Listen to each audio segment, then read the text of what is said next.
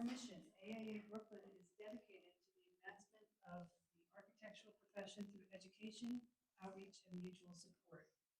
I want to thank everybody for coming and to FX Collaborative for being our host again. I want to thank Kelly Hayes McAloney, Robert Cody, Angela Amoya for coming and being part of our program, tonight. I want to thank David Cunningham, one of our directors on our board of directors. He is the one who coordinates these programs and does such a wonderful job. Thank Kelsey Kirkley, who is here to help support us in all our ways, in many ways, more than I know.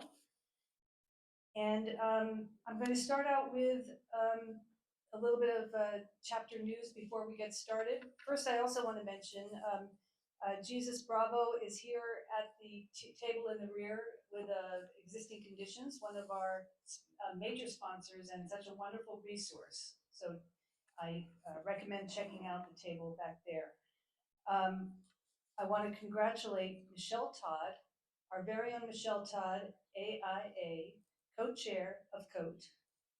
And she won one of the 34th annual Lucy G. Moses Preservations Award for her Ridges residence, Stuyvesant Heights in Brooklyn.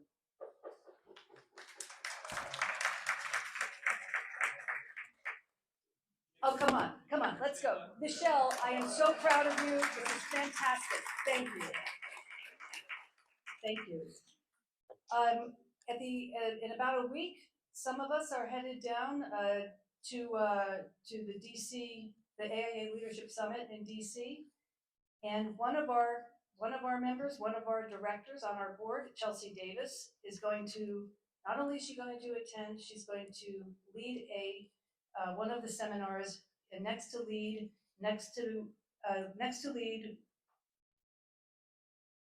mentorship models for AIA components. She will be giving that class on Thursday afternoon.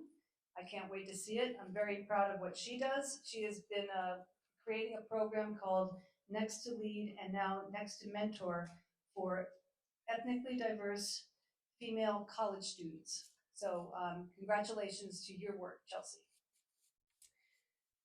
We have a couple of events coming up in tours for AIA Brooklyn Coat and Cran committees, and in collaboration with AIA Queens, we're holding a tour of at the Epica showroom on March 7th. So check out the calendar on our website, aiabrooklyn.org, if you'd like to sign up for anything like that. It's from 6 to 8, 56th Street. I don't have the address in front of me, sorry.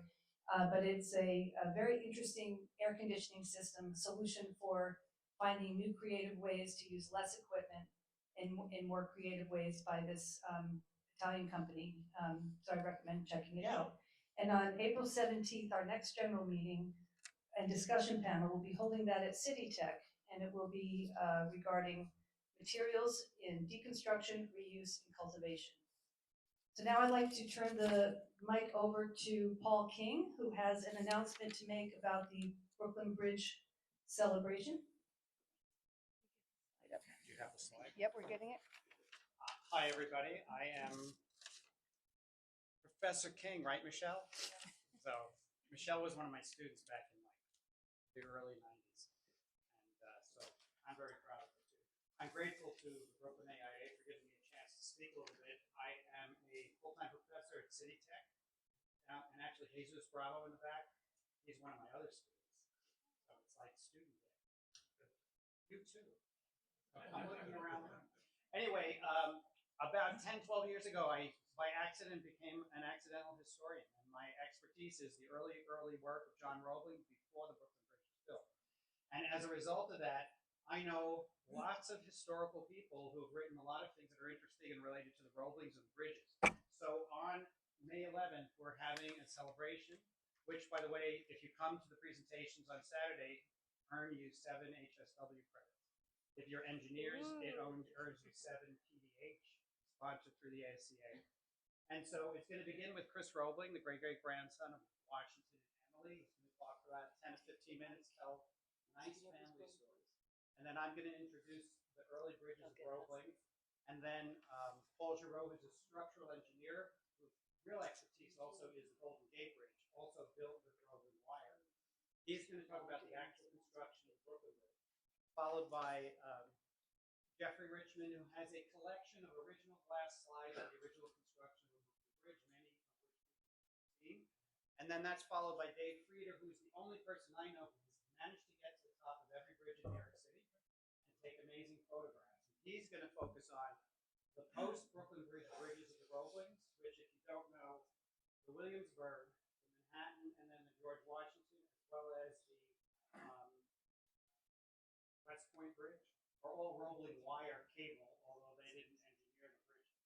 And then in the afternoon, the German counsel to the UN, David Gill, is going to come and speak a little bit, and then we're going to focus on the Roebling family. So that's going to begin with Clifford Zink, who will talk about Roebling's early life in Germany. Then Richard Hogg, who wrote a book called Engineering America, which is the biography of John Roebling. We'll talk about John, and then Erica Wagner, who wrote Chief Engineer, that talks about Washington and Emily, and that's the day. In the evening, you have an opportunity to meet the presenters, and then if you're interested, on Sunday morning, we're doing bridge tours that are led by the presenters. So if you go to the website, go to the second page, actually, right? The pricing is here, but it's also on the website. But if you're looking for your credits and you're an individual, you need to buy an iron sponsorship, and that's $75. And includes all your CEU credits.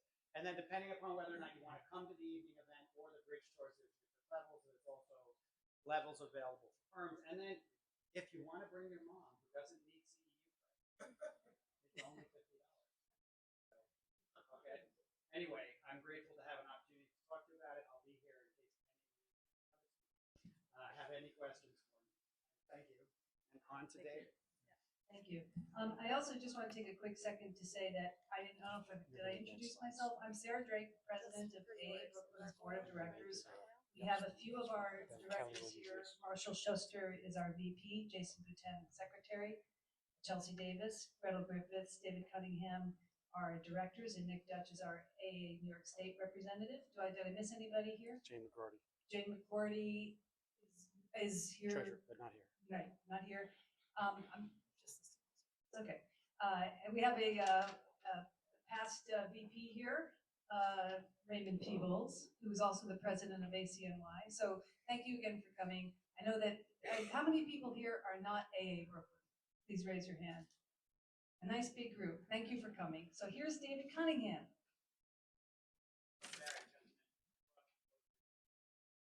Oh, thank you. Okay, very briefly, tonight is the first time we've done a book talk, and there's one of my favorite books is The Hunchback of Notre Dame, which was written by Victor Hugo, which I didn't realize is, at the time, the Parisians, the building was in terrible shape, and the Parisians are coming off the revolution, they're very suspicious of the church. They actually were seriously considering tearing the building down. One of the reasons why Victor Hugo wrote the book was to encourage people to save the building. So he was a kind of advocate. In the book, he wrote this interesting phrase that I'll just read briefly. During the first 6,000 years of the world, from the most immemorial pagoda of Hindustan to the Cathedral of Cologne, architecture was the great handwriting of the human race. And this is so true that not only every religious symbol, but every human thought has its page and its monument in that immense book. And then he wrote, the book is about to kill the edifice. So he was looking at publishing and saw publishing as the end of architecture, that would change the role of buildings. I just mention this because in our time, people talk about the internet destroying the book. In fact, I met with someone earlier this week. He works on he's very interested in how highways impacted cities and where highways were run through cities. And his plan was to write a book, but his book has turned into an Instagram account. So he's failed to write his book. And I say this because we have people tonight who have written books, which I think in and of itself is an amazing accomplishment. So I'm just going to say who they are, and I'll let them kind of tell her story. But we're going to start with Kelly Hayes McAloney, who's joining us from Buffalo, about her book. And then we have a husband and wife team who are local here. They are teachers. I don't know if Paul King was not one of your students, though, right? That's worth a try, worth a shot. So Angela Moya and Rob Cody will talk a little bit about their book, but also about the subject in their book. I'll just leave it at that, right? Kelly?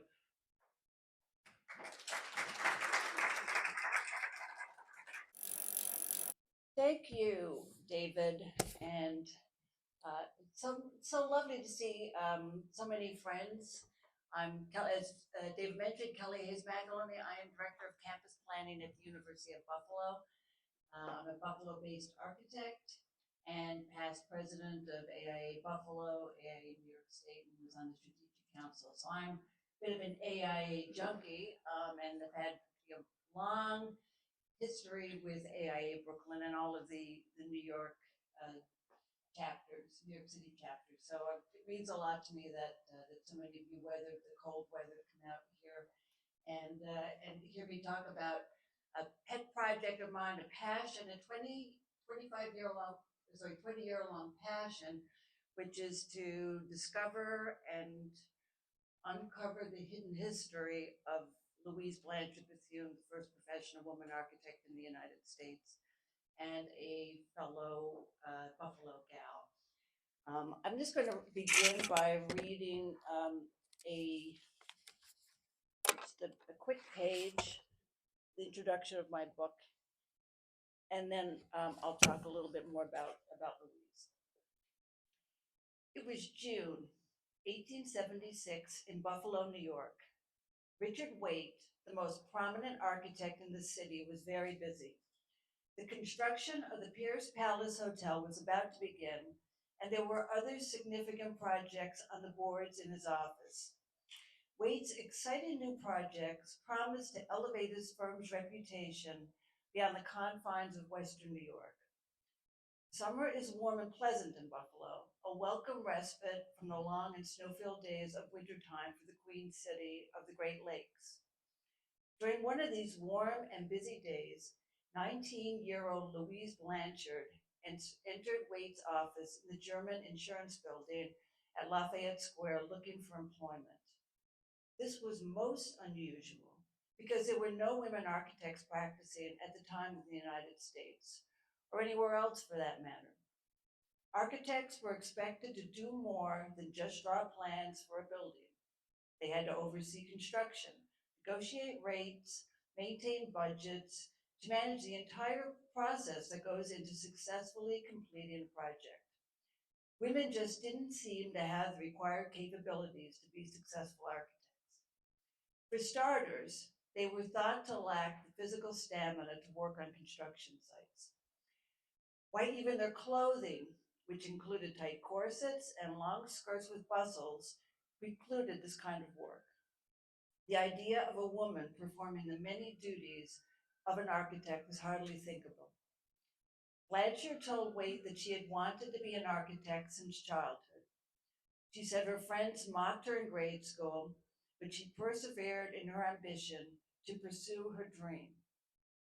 She graduated from Buffalo High School in 1874 and continued in its two-year college preparatory program with the intention of attending Cornell University's newly opened architecture department.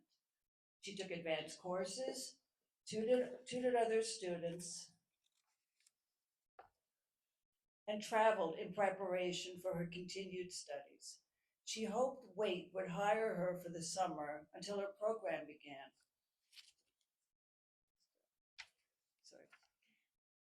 And despite the common prejudice against women working in the profession, Waite hired her in June of 1876, enabling Louise to fulfill her dream and become an architect. So this is a story of not just an extraordinary woman, but extraordinary people who supported her. She did not become an architect on her own. She clearly had the drive, talent, and ambition, but she also had a lot of support from people who were also very happy to challenge the norms of the time. So when the reason why I got interested in Louise was I was a member of the AIA Buffalo, Western New York board in the 2004 time frame. And the woman who had been researching Louise up until that point, from about the 1980s to 2000s, she was about to retire. And she called me, because I was the only woman on the board, and said, would you like my research on Bethune? I'm about to retire. So when somebody gifts you 20 years of their research, you feel that you really must do something with it. Certainly I did. So that is how I took on this work. And when I did, this was the only known photo that we had of Louise. And this is pretty much all that we all knew about her. She was born in 1876 in Waterloo, New York, and raised in Buffalo, prepared to attend Cornell, worked for Richard Wade, as I mentioned, opened an architectural office in 1881, the first woman to do so, married fellow architect Robert in 1881, and he became her business partner. She was admitted to the Western Association of Architects in 1885 and the AIA in 1888. First woman, both those scores. Designed houses, factories, schools, and the Hotel Lafayette. Refused to compete for the Columbian Exposition Women's Building design and died in 1913. So that was pretty much it was a paragraph that had been, that people have written books around. And then within a couple of years of me receiving this cache of material, I was able to track down some of the descendants of Louise and Robert, and also their partner, who is the gentleman to your right. So this is Louise, this is her husband Robert, Bob as they called him, and this is Wolfux, and the gentleman to the left was an intern, and we don't know his name. So this was the second photo we found of her. And of course, it's what's so wonderful about it is that you can see her frontal is no longer portraits. So that gave us a lot of ideas about who this person was. And then I found out that she had been a founding member of the Buffalo Women's Wheel and Athletic Club. She rode bicycles. And then I thought, okay, there's more to this woman than just meets the eye. And so then I was hooked. I became friends with her great-granddaughter, Zena Bethune, and we became very close friends, and sadly, Zena passed away in 2012, but when she passed away, her husband found a whole cache of photo albums that Zena had obviously forgotten about, and he donated those to the University of Buffalo Special Collections, and so now there is a collection, the Zena Bethune collection on Louise Bethune. And so my book draws heavily from that archive. And so these photos that you see that I colored myself, I feel bring her to life, which is what I wanted to do. So my book is partly a story of her architecture or analysis of her architecture, but it is also an analysis of women who worked, who were professional women at the time, analysis of women's movement, because it wasn't just suffrage. Suffrage was the end goal, was a means to all of the other goals. And it was also a study of the profession as architecture, as it was becoming institutionalized. It was gaining credibility. So all of those movements were going on at the same time, and it all began pretty much after the Civil War ended. The AIA was founded in 1857. It sort of took a pause during the war, and it was really after the 1860s, that the profession got serious about its credibility and becoming a profession, and also leaning into the health, safety, and welfare the issues that we know today. So what do we know about Louise? She was about 13 years old. She had acquired the habits of study and self-reliance, which led her through school life to disregard the usual class criterions. That was from many biographies she wrote for a woman of the century. As I mentioned, born in Waterloo to teachers. Her father was a mathematics teacher, and her mother was also a teacher. She was sickly as a child, homeschooled until she was in Buffalo, until they moved to Buffalo. And so what was it about this person and this place that could foster this ambition of becoming an architect? First of all, Buffalo was rapidly growing, first from the opening of the Erie Canal, but then later, electricity in Niagara Falls. We mentioned Waite and Willie Mentor. She had a very strong support system for parents, that homeschooled her, raised her to believe she could do anything she wanted. And she had independent clients who were largely businessmen and women who were happy to support her. So basically there was the work, there was the opportunity, and there was the wealth in the town. So this was a little bit about Buffalo. It was a place on the move and still is, I would say. It's still halfway between Chicago and New York, no matter what. And certainly at that point it was really important, and even today, same thing. So these are some of the people who supported Louise as she navigated her career. So first of all, her parents, Dalston Blanchard and Emma Williams Blanchard, they were huge support for her. In fact, I think she got her scholarly attitude towards her father because of her father. Her mother was more the entrepreneur. In fact, her mother sold some property so that she could fund the opening of her office.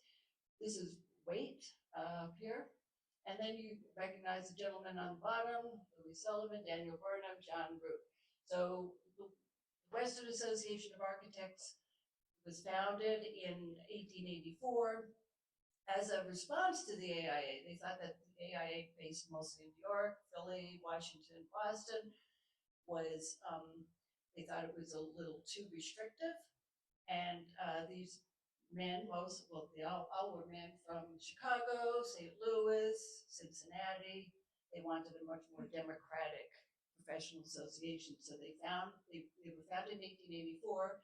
Louise and Robert, her husband, they applied immediately for admission, and these three men, in particular John Root, worked with Louise and Robert to navigate the process so that Louise would become accepted first. So Robert dropped out so that no board member or member could challenge the fact that maybe her husband was doing the work instead of her.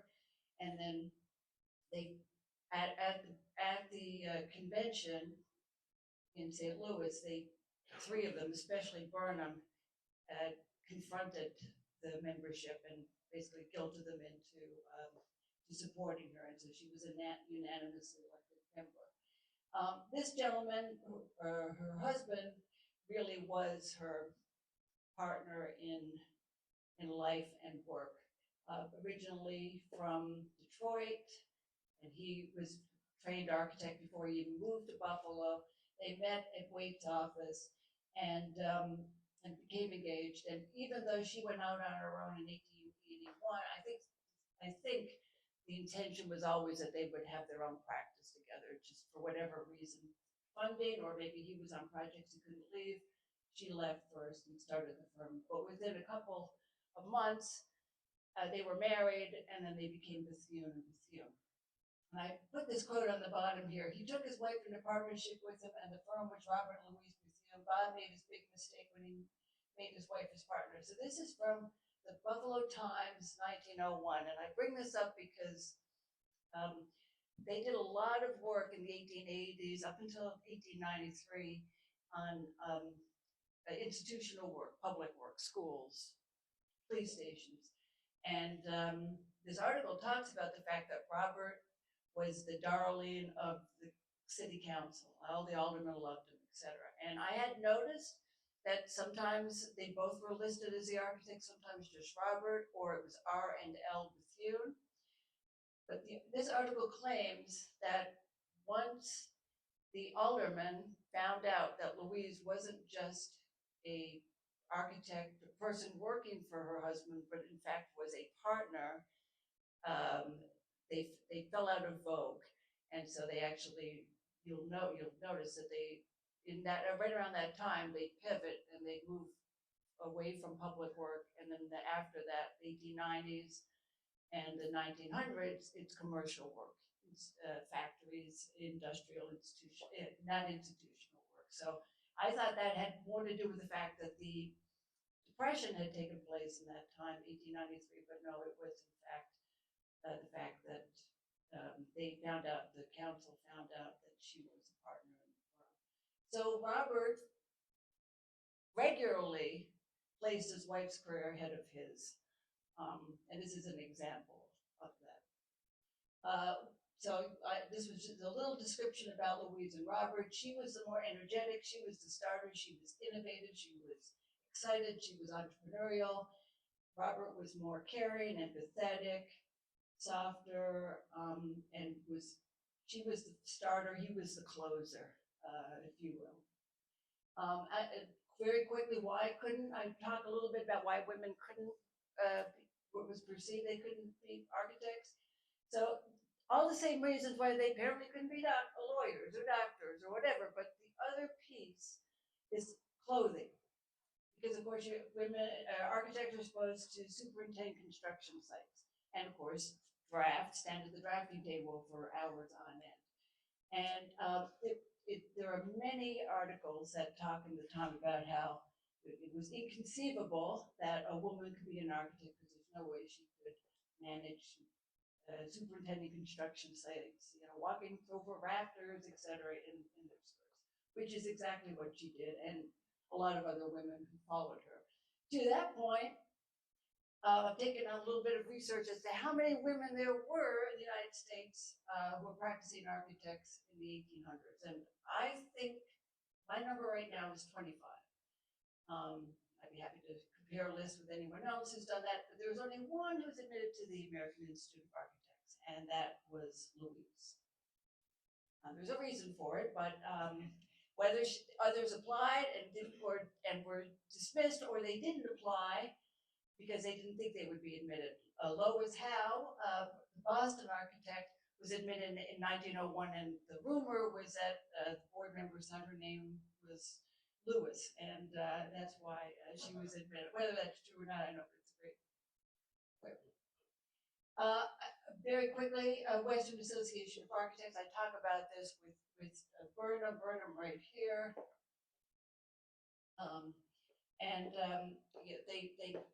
it was a master class in diplomacy as to how the three of them navigated this so that she would be successfully and unanimously elected a member. The firm, to date, I've been able to identify 180 projects, and 30 of them are extant. Most of them are residences, but the most important was the Hotel Lafayette, which we'll talk about. So here's one of their buildings, which is the Brooks Mansion in Dunkirk, New York. This had been an Italianate manor house that they renovated. They built double the size. They built this whole space in the third floor and turned it into a Queen Anne mansion. This is the 74th Regiment Armory. It was only an armory for a year or two, and then it was renovated to be a music hall, which, I mean, going from an armory to a music hall is, an interesting feat. So that, I think it says a lot about the acoustics, at least at the time. And then they did a lot of industrial work. New livestock exchange in Buffalo, printing companies, etc. So the work is largely derivative. It's very much, they use architectural styles for various typologies, a lot of attention to craft, and also very subdued and not a lot of detail. So it was a very the styles were, studied. They studied them a lot, but they were in general mainstream, streamlined is the word I'm looking for. So streamlined pieces. This is the Denton Cartier building, which was a music department store. So pianos, that sort of thing. So this is an example, an early department store where they were using their factory design and combining that with commercial architecture. So again, very similar to the work you would have seen here, no doubt, and also Chicago's. I kind of feel like They were influenced by both, but it was a much more streamlined than you would have seen in New York, at this time. Her favorite work was residential work. I'm sorry, educational work, and so they designed a whole lot of public schools until they weren't. This is public school number 8. I'm sorry. So this Queen Anne. This was the first time that Buffalo was actually building out its public school inventory. She had said that if she had been able to, she would have loved to have specialized in educational design, but because being the first woman architect, that was her innovation. Her very being was her innovation. Hotel Lafayette, of course, was I would call it her opus. So it was known as one of the most beautiful hotels in the country when it opened. And it was designed in the French Renaissance style. Immediately upon opening, they started to plan for an addition, which she also designed. And we have evidence, even though it was a firm, can't always tell who did what, we have a lot of evidence that she definitely designed the Hotel Lafayette. So just very quickly, I talked a little bit about the women's movement during this era. We tend to think about suffrage as the end goal, but suffrage was not the end goal, because everything else was the end goal. Suffrage was the means to the end. Personhood, legal status, right to education, professional legitimacy, clubs, hobbies, pay equity, and dress reform. Bethune was an advocate or beneficiary of each one of those. We don't know to what extent she was a suffragette because of the fact that she had to present herself as a conservative person. She couldn't be an advocate per se. So, but all of the other 6 tracks were definitely, she embodied those tracks. She was also, athletic. A lot before I started doing this research, the thought was that she was sort of overweight and not particularly pretty sedentary, but actually she was very athletic. And again, was the first person to ride a bicycle. So many of you probably are aware the impact of bicycles on women's emancipation. Susan B. Anthony said it had done more than anything else. And I love, and she and a group of other professional women, thanks, David, they banded together to create this club, which was the second club in the country, because they wanted to demonstrate professionalism within and give credibility to the sport. This is one of my favorite quotes, where it says that she does all that a capable practical architect is expected to do. Designs, makes estimate, directs the work, goes from place to place on her bicycle, which she finds great convenience. Full of ideas, devotes herself almost entirely to work, rarely going out on pleasure bent, and finds a lot of very happy and satisfactory ones. So it was obvious that she rode her bicycle not only to work, but construction sites. Another one of my favorite quotes, our daughters with their college educations are to be the best builders. So she definitely was a staunch advocate for women's emancipation, women's equity, and has certainly been a role model for me. So thank you.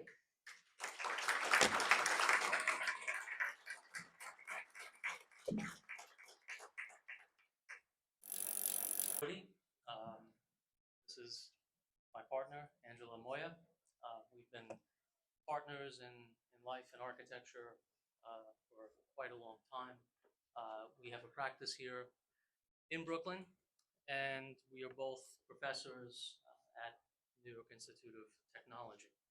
So I'd like to thank you to the AIA Brooklyn, thank you President Sarah Drake, Director David Cunningham, Mizang, and Kelly for your talk and book here tonight. So our book, Alvar Aalto and the Future of Architecture, comes out of our many years of teaching the comprehensive studio. It's the place where academics and practice converge, and it was on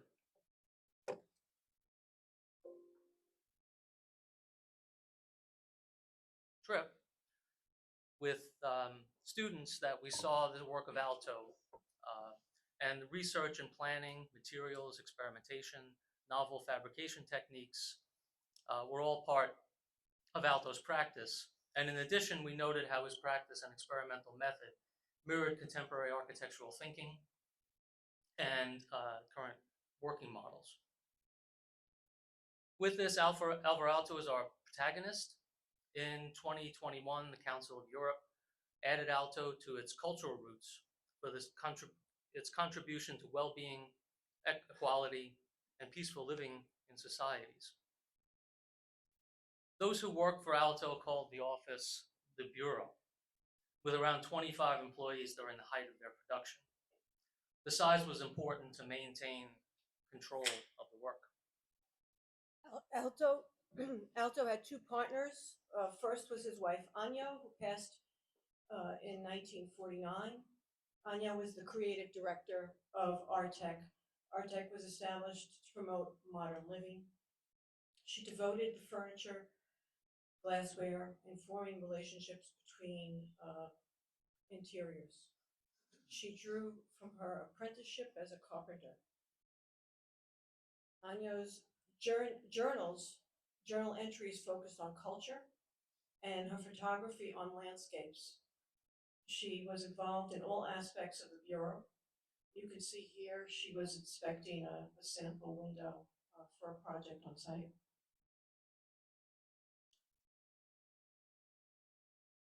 Alyssa Aalto joined the Bureau after her death in '49. During this time, Aalto was traveling and out of the office. She said, the boys in the office tried to demean even the little talent I had. She would go on to write that the work was so comprehensive that it was hard to draw a line between the interior and the building construction. Alyssa and Aalto married in '52. She became the second equal partner and the sole principal after his death. In these 18 years, she completed significant projects like the Riola Church in Italy and the Essen House in Germany. She also established the Aalto Foundation. The book is divided into 5 chapters, aka the 5 T's. Topology focuses on design in light of place, the site parameters. Typology, envelopments of space, primarily about planning and organization. Tectonic, elements and atmosphere, which is the material. Technic is about flexibility and standards, the technology. And thermodynamic, which is health and haptic experience and sensation. The book confronts the climate of our changing world and our talking points for a package of design strategies for responsive architectural work. It is a framework for evaluating comprehensive concepts and models. Aalto's common language, universal substance, harmony, materia, elastic standards, etc., correlate the 5 T's. Aalto wrote, the problems of architecture cannot be solved using technical means, as architecture is a super technical form. It is a methodical accommodation to circumstance and simultaneous solution of opposites. We look to Aalto's writings to uncover commonalities to contemporary thoughts and to explain the importance of being technically aligned with measures to resolve ideas. The first chapter is topology. It's not topography. It's rooted in mathematics and computation. It is a way in which constituent parts are interrelated or arranged. We are concerned with placing and situating forms that respond to their surroundings with topological framework. We looked at projects from a variety of global architects. Here, AIA Architects designed Helsinki Central Library. It integrates the location, the climate, and the culture. In Finnish culture, the library is a place for community, especially in the winter.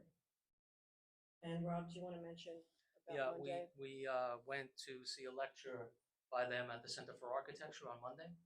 And they spoke about the importance of material structure to organization, about creating this open, freestanding space, and how its intentions to make quiet, calmness, and light in a place where it's limited. And they talked about this relationship between technology and organization, and they even, with this fruit pattern that was supposed to play a video, they did an algorithm to set up the relationships between the two panes of the glass and the experience that would give. So architecture, with that, architecture is an agent of boundaries, both physical and implied by the agency of transforming a location into a more meaningful place. And we can see here that Alto used his surroundings to influence and encourage ideas of his work. Alto's design for Enzo expands its boundary to become one with the situated environment, rather than a mere representational fit. The building addresses changes in grade, and its form is associated with the monumental church beyond. Today, point cloud technologies offer opportunities to see the ground in new ways. They provide topological evidence, logic, incredible accuracy, and intelligence about a place or terrain representing infrastructure and landscape all at once. These clouds of data, providing multi-layered perspectives, are a conceptual revolution. They can help us see landscape as a body and help control our decisions. What is hidden is brought into light.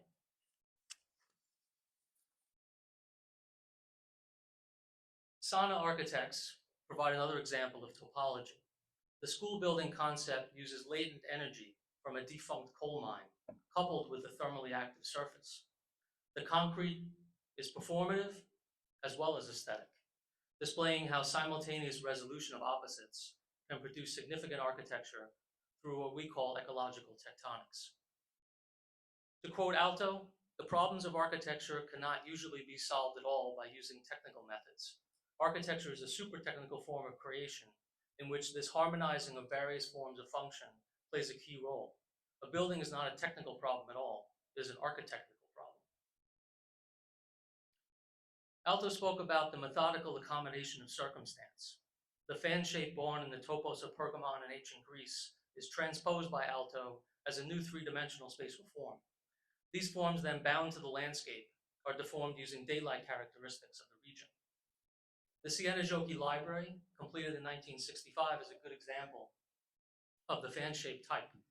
This organic form-to-function system, most helpful in emitting light, first informed by its location, and then molded by function through variable place-form expression systems.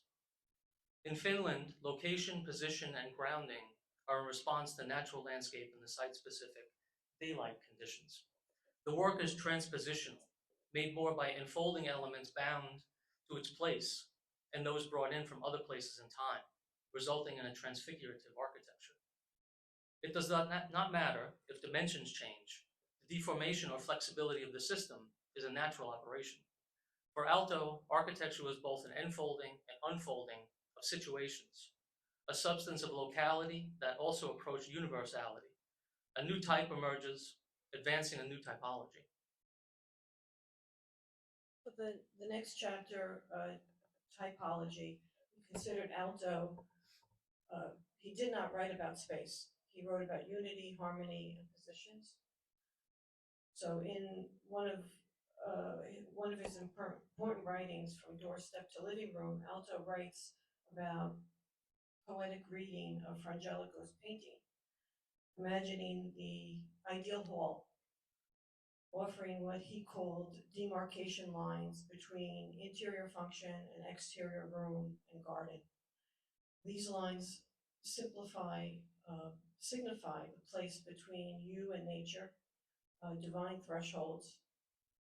Alto wrote, the paintings provide an ideal example of entering a room, the trinity of human beings, room, and garden. Alto deemed that the interior must deal with open air from the outside. He declares that the Finnish helm should have two faces, one aesthetically direct from the world outside, the other the winter face, turned inward. The plan of the Alto house is a variant of Nordic vernacular L-shaped typology. So you could see the inward on the second floor, that terrace. The plan of the it attempts to respond to basic conditions of orientation, sun, direction, arrival, views. In a writing called Hilltop Town, Alto discussed the fresco in Padua by Andrea Mantegna. The painting combines forms and lines that blend earth and walls, illustrating what Alto calls a synthetic landscape. Combinations of landform, monumentality, symbolic reference, local material, and thermodynamic performance are all experienced simultaneously in the Sanazzolo Town Hall. A courtyard in northern climates can protect from detrimental winds and create sheltered space. Studies of the relationship between wind velocity, pattern, and direction concerning the proportions of the courtyard itself support this approach. A courtyard creates a microclimate and protects from excessive wind while still enabling natural ventilation from the warm inner courtyard through circulation space around the surrounding rooms. Nature can inform typology. We discuss Alto's thermodynamic building typology, and students helped illustrate this idea.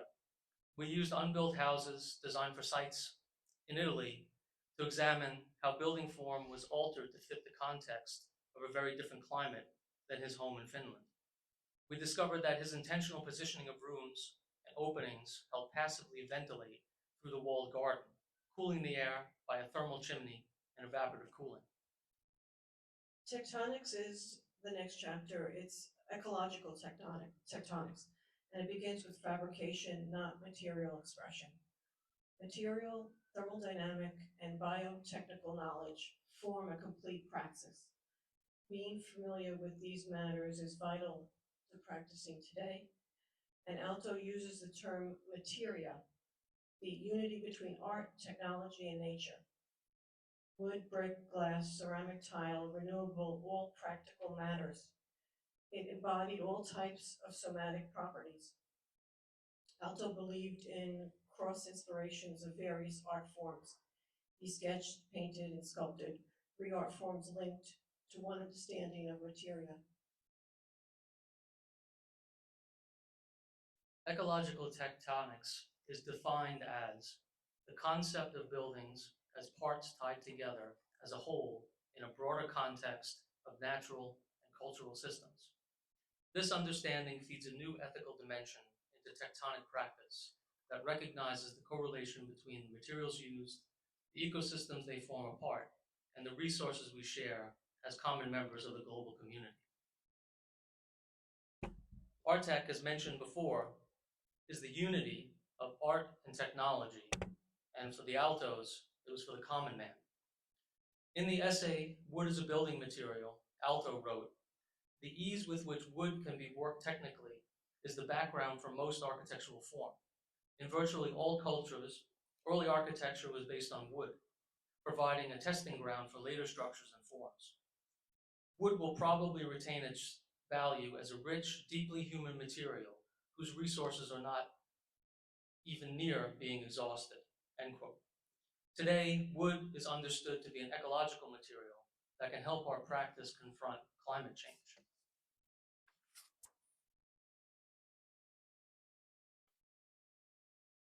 The next chapter is technic.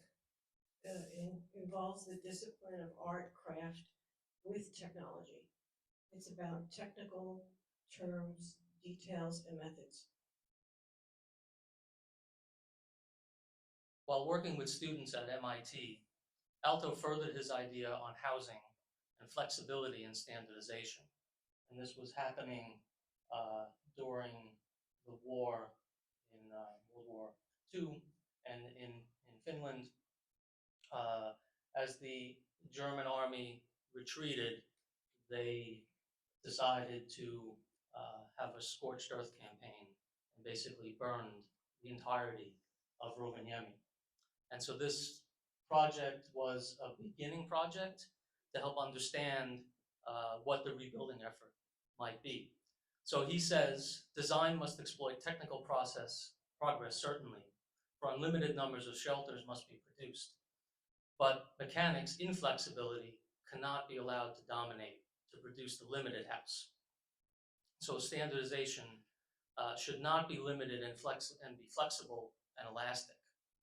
And I'd like to say about the Baker House that we visited there with students long before this first idea of the book, and students toured the building, the students that live there in the dorm, and they told us first it's the first dorm to fill up in the entire university, and their reason for that was that the spaces, not the dorm rooms themselves necessarily, but the spaces of communion that were made by Alto were rich and enabled them to have a different kind of space than they had anywhere else on campus. They seemed flexible and they were able to be customized. That's what they described. And the other remarkable thing is 1947, this building was completed, and this is a dorm for college students, and it still has the original furniture. So that's how much they care about this building and love this building. Alto writes, in architecture, the role of standardization is this: not to aim at a type, but on the contrary, to create viable variety and richness, which is an ideal situation, comparable to nature's infinite capacity of nuance. Close quote.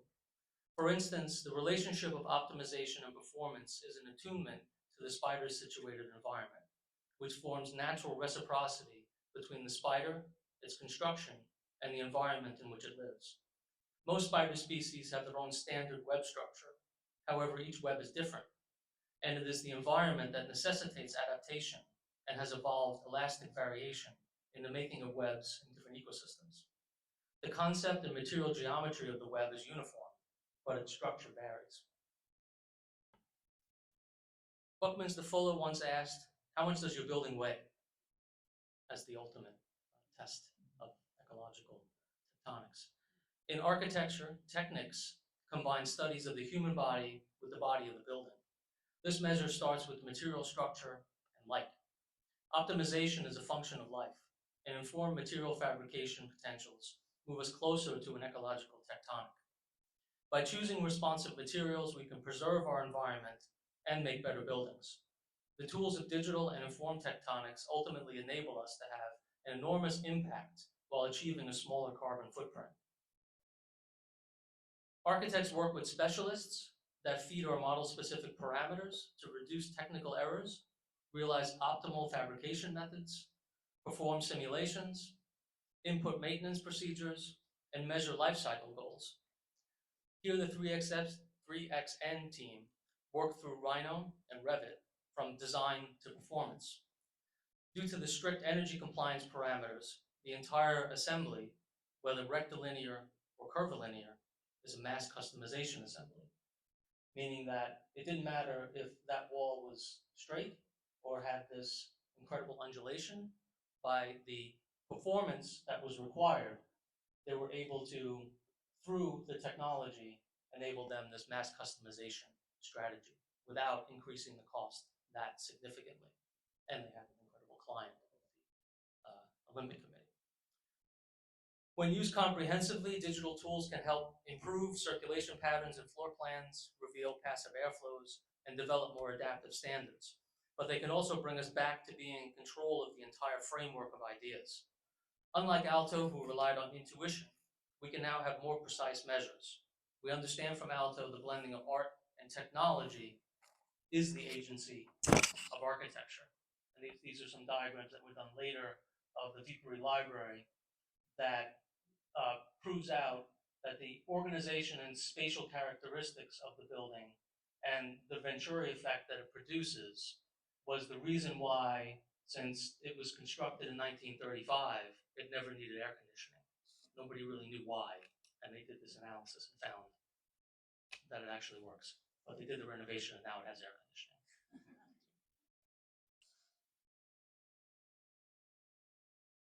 Thermodynamics is the last chapter. This is the interaction between forms of mass, energy, and our perception.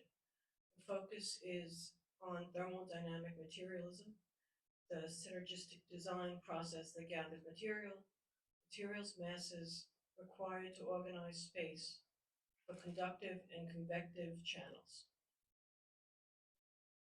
Thermodynamics plays a vital physiological role, human comfort and perception are essential to architecture. Material and form choices produce psychophysical impact, as architecture equally shares mental and physical qualities. Something that Alto's work echoes. We can measure our reactions and effects on our well-being today, and we can integrate this knowledge in our decision-making. Alto understood empathy in building through this idea of haptic thermodynamic sensation. The sauna is a whole shared experience in Finnish culture. There are 5 million inhabitants and over 3 million saunas in Finland.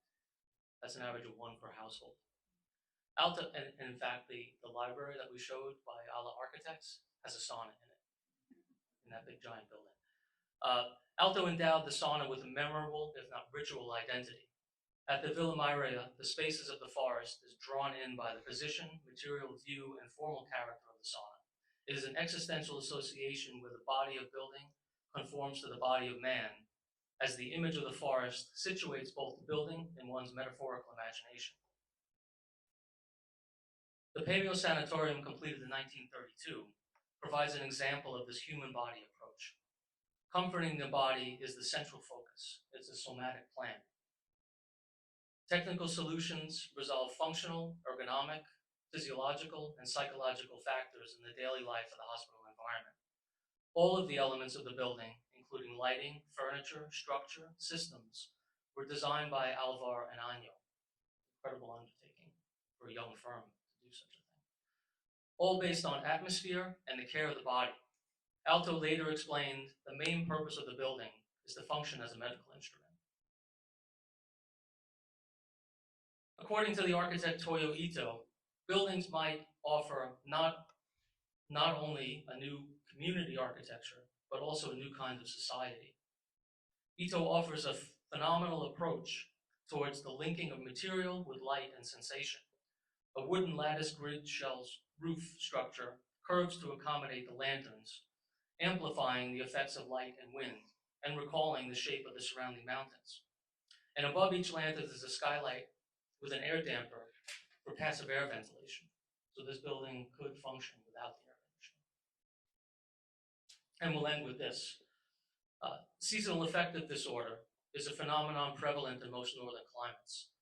Alto was intuitively aware of sad symptoms before the term was established in the 1980s. The lack of sunlight in the winter is a principal factor in developing seasonal depression. Vital to any neurological discussion of light is the circadian rhythm, referring to the 24-hour period of the Earth's rotation and our direct physiological connection with nature. Alto's mood-enhancing architecture sought to achieve this organically. Today, like Alto, we can use our intuition, but we must apply more measures. And ending with this quote by Alto, it's not in the things, but in our attitude towards life that we find the final standard of measurement. Thanks.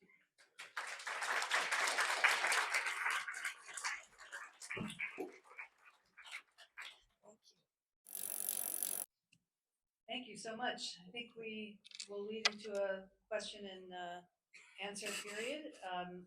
I have one of the first questions. Kelly, what is it that, yes, please sit here. Please join us all. I'm gonna hog this first question, which is for Kelly. What was I'm forgetting the name of the event that she refused to be part of, so. Yes, thanks for that. I didn't spend any time on that, but I've written a chapter on it. So the Columbian, the 1893 Columbian exposition in Chicago. So was it the first exhibition that had a women's building? There had been one in the 1876 Philadelphia Centennial, but it was certainly the most politicized of those women's buildings. And the White City, as it was on, if any of you have read The Devil in the White City, you'll know the basic story of Daniel Burnham and how he gathered these greatest architects of the time to design the buildings. And a women's group, the Lady Board of Managers, decided that they wanted to have a woman design the building. Sounded great. Where the other women, where the other architects were hand selected by Burnham and Root to design the building, the Lady Board of Managers decided that they wanted a design competition, which of course there was no fee for the design competition, so women entrants were not compensated.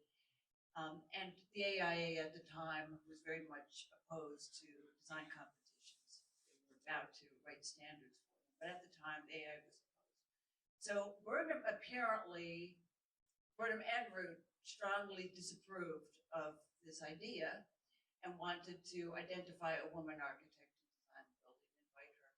John Root passed away tragically just weeks before all of this happened, and Burnham did not have the social standing to oppose Bertha Palmer, who was the president of the Lady Board of Managers. So she insisted that there be a competition. Burnham reached out to Bethune asking that she submit, because I think she would have been the natural candidate to design the building. And she flatly refused because the winning entrant would receive 1/10 the commission or the fee for her services compared to the male architects, who actually were doing more work. So the male architects went up to design development. The woman architect had to do all the way to construction documents. And so she refused. So what happened was they did have seven or so submissions, and the winning submission was a woman named Sophia Hayden, who was a recent graduate from MIT. And the design was quite lovely. But she just was not equipped professionally. She just graduated to withstand the opposition and just the very force of nature of particular Bertha Palmer, who really saw her architect as her pencil. And so after months and months of being belittled by this woman, Sophia Hayden ended up having a nervous breakdown on the construction site and never practiced again. She ended up many months in an institution, and yet she never practiced again. So Bethune spoke about that for the rest of her life, and she used that as a platform to talk about equal pay for equal service, and felt strongly that women's emancipation would come not through the vote, but through pay equity. More questions? Not halfway?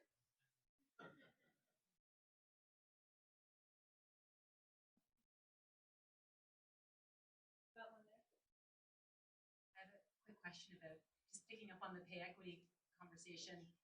Did she receive pay equity when she accepted commissions? Oh, yes. She was the financial stakeholder of the firm, and her husband, Robert, did take pro bono work on occasionally, and I think their partner, Will, did. She did not take on pro bono work. And in fact, she strongly encouraged women to not pursue residential architecture as a typology for two reasons.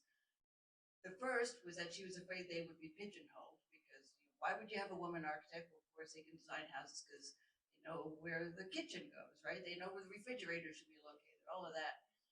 And the reason why she opposed that was because she said the fees just did not, just were not worth the level of work. So she strongly opposed women, but I shouldn't say strongly opposed. She discouraged women from pursuing it, although she did quite a bit of residential work herself. So yes, she did not compromise her values and got fair fees. I want to add something about Alto and his practice as it relates to this. They had three avenues of work. One was competitions. So almost all of the public works were competition work. And they were pretty strategic and knew exactly how to make these competitions happen. One example is the Finnish Pavilion in New York that they kind of stacked the deck. They made 3 submissions, 2 that Alto made and 1 that Anya made. Alto won first and second place, and Anya won third place. All right, so the other way they made money was the real way they made money was through industry. They worked a lot with the burgeoning industry in Finland, with paper mills and wood fabrication, a lot with the paper pulp industry. And the third part was the residential projects, which came through the connections and networking with the people in industry. Right, so that's where the money came from. But they had no interest in money whatsoever, because they just worked in their office, and whatever it took is what they did. Not that that's any way to run practice, but that's the way they ran the practice. Because he wasn't worried about what was in his pocket. He was just worried about his employees. And Anya and Alyssa just followed along because they were his equal partner. And Alyssa, his second wife, Alyssa was his second wife. how many projects were after he died that she? There were numerous projects. We mentioned the Riola Church, which is the first Alto building that we experienced as students in 1991. So that was an incredible experience to see that as the first building. And then the Essen Opera House, she completed the theater in Helsinki, the theater and the town hall in Rovaniemi, the library and the town hall in Aljavari, they all completed, and a number of others. So Alto left a number of projects on the boards when he died. It was a bit unexpected. When was the last one built? The last thing that was completed was the Campanile at Riola, which was completed in 1993. So he died in 1976, and she held the office until 1994, until she died. Right. And there was all that work that was still to be completed. That kept they took no new projects. She took some little residential projects and other things that she would handle on her own, but the office continued on all of that legacy and work that was backlogged from all of those years. And a lot of that work was also competition work that just was never completed. That was done in stages. So like the town hall, the town center projects started primarily with the library as the central social function, and then went on to the town hall, and then went to complete the theater. So in almost all of those projects, he never got to see the theater completed. And that included Essen, the most magnificent of the theater projects. There was only sketches and drawings. There was a complete set of design drawings, but no construction drawings. So that was all done by Alyssa and the Bureau.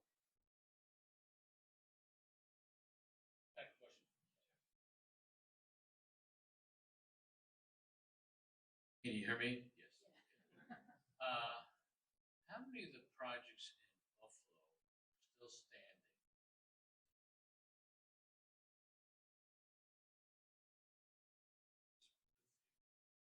Do you have any pictures of those buildings? Yes, there are about 30 buildings. Most of them are houses, single-family dwellings. There's some small-scale commercial or mixed-use properties. A lot of their larger work, all the schools are gone. They were demolished in the 1950s during the expansion of the public schools. They kept the same site. So the hotel was restored in 2012, and that is really it. A lot of us think of that restoration as a symbol of Buffalo's reemergence as the Queen City. So it was a painstakingly beautifully done restoration, and it was opened in 2012, and which coincided with Buffalo's sort of reemergence as a growing city, and so a lot of us think of that as symbolic of Buffalo's reemergence, its renaissance, as we like to say. So how strong is the preservation movement? conservation movement is very strong. There are a lot of activists. The politicians are a little less enamored. I'm looking at my friend Stephen Brockman from 10 Burke. He and I worked together on the restoration of the Richardson Olmsted complex, and Deborah Burke was the consultant. I served on the board of directors, and Stephen was the architect responsible for that AIA National Award-winning project. Won many awards, and it was recently purchased. The hotel sadly failed during COVID, and it was purchased by an out-of-town billionaire who has his own ideas about design, and they are not good.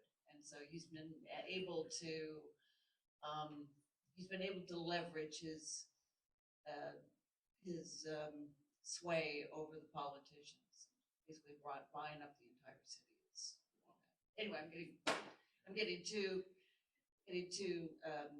distracted here, tangential. But anyway, there is a very strong preservation, and we're fortunate because Buffalo went through its big recession in the '80s. You know, when a lot of people were demolishing their historic properties. We pound for pound, Buffalo, inch by inch, Buffalo probably has the most impressive stock of historic architecture. Does it still have a lot of the Frank Lloyd Wright buildings in Buffalo? Yes, indeed, 5 houses. Wow. What about the Larkin building?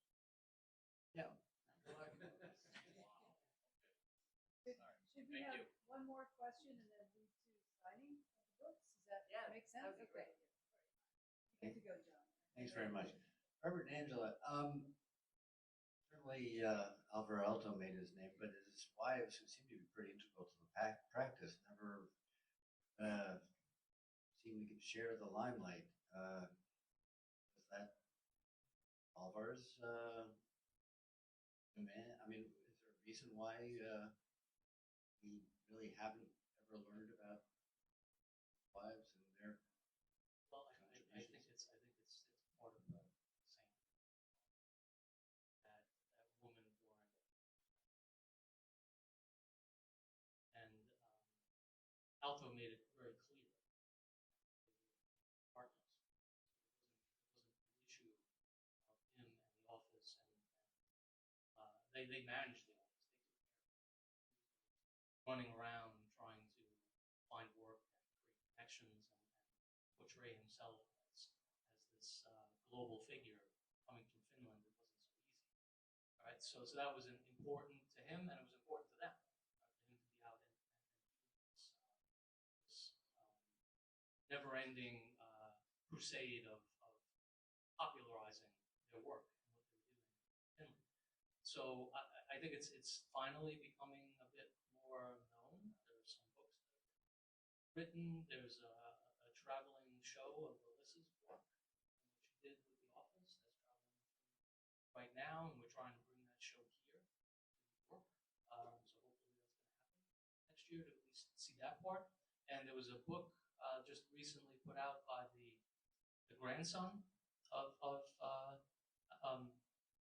Alvar and Año, because Alyssa and he didn't have any children.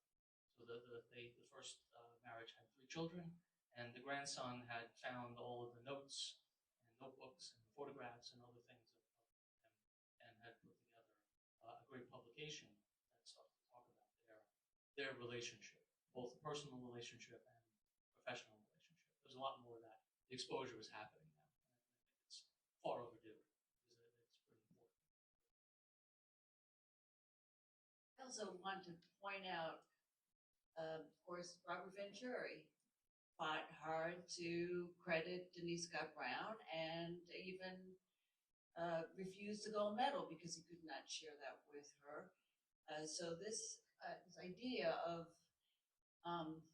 women not being able to be architects is, I mean, within our recent memory. That wrong was only corrected within the last decade.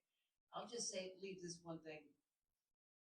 Last year, in 2023, the country spent $1.98 trillion on construction. Of that, 37% was spent on architect design projects. 450 billion spent on single-family residential, and that's about 2% of architects work on that. 400 billion on residential renovations, and then 400 billion on infrastructure. You take all of that out, that's the piece of the pie that architects work on. I personally think that it's a result of the many decades of homogenous thinking within our profession. See it in the AIA, but it's not just there. So if we want to really, as a practice, as a profession, want to change society, we have to rethink the profession. It can't just be at 37%. We need to expand what we call architecture. If we really want to solve homelessness, housing, insecurities, sustainability, etc. I got my soapbox. It's absolutely correct, and that's one of the motivators of writing this book. It's about Aldo. It's not about Aldo. It's about his relationship to making architecture that was people, that was related to nature, that he never tore down a tree that he didn't have to. All part of his being and his presence on how to think about the world. That was very critical for him.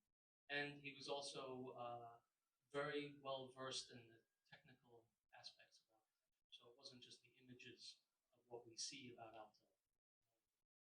Great touchy-feely conversation about him, and that he's very enigmatic. Can't approach it, can't teach using his work. I think today we can look at his work in a very different way as it relates to this relationship to what we need to do to make our practice better, and how we can organize ourselves through the technology that's available to us to make these aesthetic matters become practical matters, right? And make measures and judgments that show with illustrated examples through tools that we can clearly illustrate to clients, to policymakers, to building departments, etc., that we can make buildings that have better performance, right? Better relationships to the body and how people use spaces, right? More sustainable, more equitable, etc.